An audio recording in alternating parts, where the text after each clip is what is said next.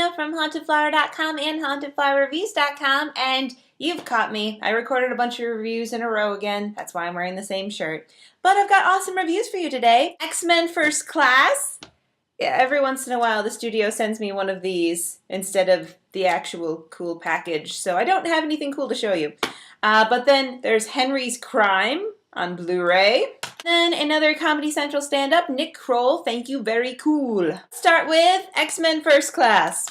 Okay, X-Men First Class was a pretty good movie. I really liked the relationships. After watching it a second time, I still have the same complaints of I wanted to see a much tougher Mystique, but you know, you can watch that full review if you want to hear everything I thought about X-Men First Class again. For bonus features, I was very pleased that there was a really good behind-the-scenes feature, and it went in depth on how this all came into being, like how it started as an idea about like high school age X-Men and how cool that would be. And then when they realized how lame and Twilight that would be, how they moved on to this other concept of taking Magneto and Professor X and trying to see what they would be like in their 20s, and then realizing, okay, if they were in their 20s, that's about the 60s. Cuban Missile Crisis, we can use that in our movie, yay! And it goes through how they started with one director, it didn't work out for X-Men Last Stand, and they had to move on to another director, and then how they were able to pull that director back over here for this movie, and that is Matthew Vaughn, who's director of Kick-Ass. How they cast, how they chose the characters. Seriously, the off-the-wall ensemble characters that they stuck in, they literally stuck in because they're like, we need to see some extra characters. So it doesn't matter if it doesn't make sense that Alex Summers is there because he is actually, when I go back and look at the stuff, he's Cyclops' younger brother. So he really shouldn't have been there, and I thought they were placing it as maybe he was his dad. And they really focused on, we know that none of this actually works in the comic book world, but it works in the movie world, and we're hoping that the movie world is the one watching the movies. I'm sorry, but the movie world and the comic book world are watching the movies, and it would help us if it was a little bit closer to the story, but I digress. Still has a lot of good action. I still like most of the people in it, and for the most part, pretty good movie, and I definitely recommend seeing it if you haven't seen it yet because it's an X-Men movie, and it's an X-Men movie that doesn't suck. I'm talking about you, Wolverine Origins. Next, we have Henry's Crime, and it's pretty much a crime if you watch it. It stars Keanu Reeves, Vera Farmiga, and James Caan, and I think the reason that Keanu Reeves was cast in the lead here is because the character is very boring and doesn't need to show any emotions. In fact, most of the film is about how he's a pushover and doesn't really fight for anything in his life. He starts out as a toll booth operator and accidentally gets wrapped into a robbery and serves 3 years in jail for it, even though he didn't rob anything. Didn't really try to plead his innocence. Didn't try to turn anyone in who actually did the robbery.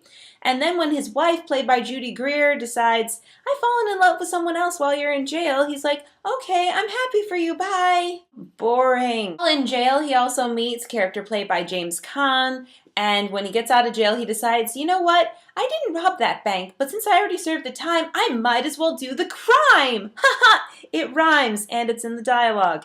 So he pulls James Caan into it, and he's like, you're a criminal, can you help me? He also runs into Vera Farmiga, or literally, she runs into him with her car on her way to a theater rehearsal. Vera Farmiga's character is pretty accurate to most actresses. There's a lot of insecurity, and she is moody. The two of them drumming up any kind of romance, don't care, don't recommend you care, and for extras, there is no extras. And lastly, we have Comedy Central, Nick Kroll, Thank You, Very Cool. He's an interesting guy. He's got his own stand-up, but he also has all these characters. And the way he weaves in the characters is by having them appear backstage in costume and cutting to them, having them appear in the bathroom, having the random strange guy on the radio jumping in with comments once in a while, and two of the characters actually make it onto the stage as well. My favorite character I ended up deciding was Bobby Bottle Service, which was kind of a Jersey Shore D-bag kind of guy. The other one that makes it on the stage is Fabrice, wears like 3 pairs of sunglasses. I don't know if he's channeling a black woman. I'm really not sure. It's a strange character. That's the weird thing about all his characters. They aren't specific types. They really are full characters because they're really unique and weird. Uniquely weird. It's pretty funny. For bonus features, I really liked the Fabrice Q&A. I guess the audience put questions together and threw them up there for him, and he just like gunfire answers them with the claim that he hasn't seen them before. And if that is true, it's really funny. And there's also Fabrice After Show, Fabrice Outtakes, Bobby B Outtakes, the other guy's outtakes, the Chupa whatever guy outtakes. And those can be quite funny as well, but what I liked most was the Q&A. That's about 20 minutes of features right there, but also, if you leave the menu on after you watch the special, you'll notice he's talking during the menu.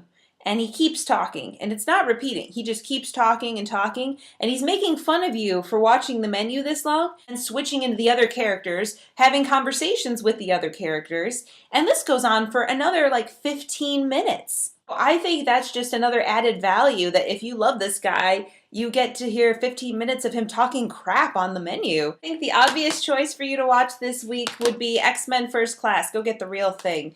I would recommend getting a Blu-ray for it. Even though I only got to review the DVD, I would check out the Blu-ray because I'm hoping that there's a lot more features there. I wish I knew what they were, but they didn't send me the Blu-ray. But I think that that would be awesome. Thank you for watching my review, and I hope you'll join me again next time for another movie, TV, or anime review. Bye! For more reviews and to find out about free contest giveaways, go to hauntedflowerreviews.com. My reviews are also available as a podcast on iTunes. Search for Haunted Flower Reviews and subscribe and leave us feedback and comments. Our store is hauntedflower.com, where we specialize in fantastic licensed apparel from movies, TV shows, video games, anime, and more. You can find us on Facebook at facebook.com/hauntedflower and Twitter at haunted_flower. If you're local to the Indianapolis area, visit indiemojo.com for details on how you can win free screening passes.